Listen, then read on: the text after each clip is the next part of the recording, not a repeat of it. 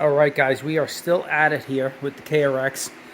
This is kind of part two of fixing some issues on the KRX. I wouldn't say call them issues, but I would say slight annoyances that just come from the factory with them.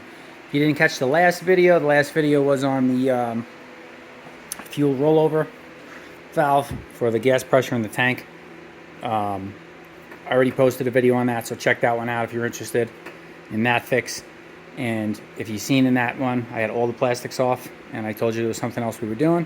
Well, that something else is insulating the coolant lines that run through the tunnel. On this machine, it can get a little... Now, I wouldn't say it makes the cab hot. That would be overstating it. But what you will feel is, if you're the passenger and your leg is, say, on that plastic panel on the to the left there near the tunnel, that plastic gets fairly warm, so borderline hot, I would say, because as you can see, the coolant lines coming in from the radiator up front to run back to the motor, they just pass right through there. So what I did, and I did this on my two-seater KRX as well, this time I did it a little bit different, and I'll explain to you what I did different this time. The last time I bought foam for 1 inch pipe, and that worked fine on the metal portion of the pipe, but right about here it turns into a rubber line and you have a big clamp, so you really can't get it around there well, and then all the way to the firewall, and then with the bends get it to seal and close up. So there would be like a little bit of a gap, and then it was very thick, the wall was thick, and then the opening in the center was small, so it was a little more difficult to work with.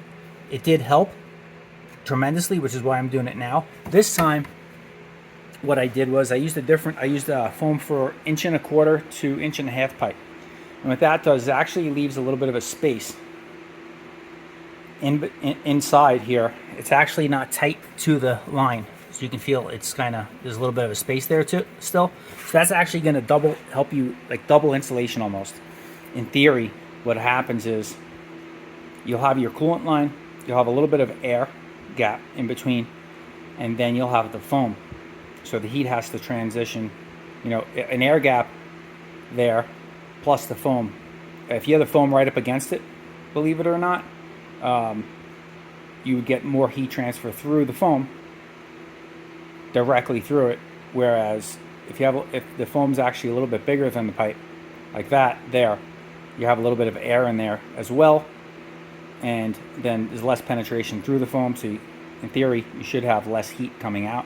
It also, now that's my theory, I'll let you know how that works out, but it should be a little bit better, and it's easier to work with. So this is a little piece left over. I'll show you what I got.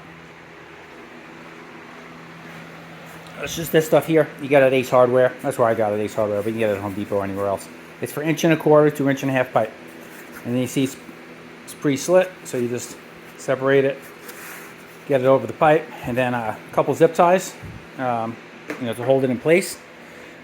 You can only go so far back with it because there's clamps that kind of hold the light down there, where the pipe clamps to the frame when it turns into metal tubing to go to the back, and that runs all the way through the back tunnel, all the way back to the engine. It turns into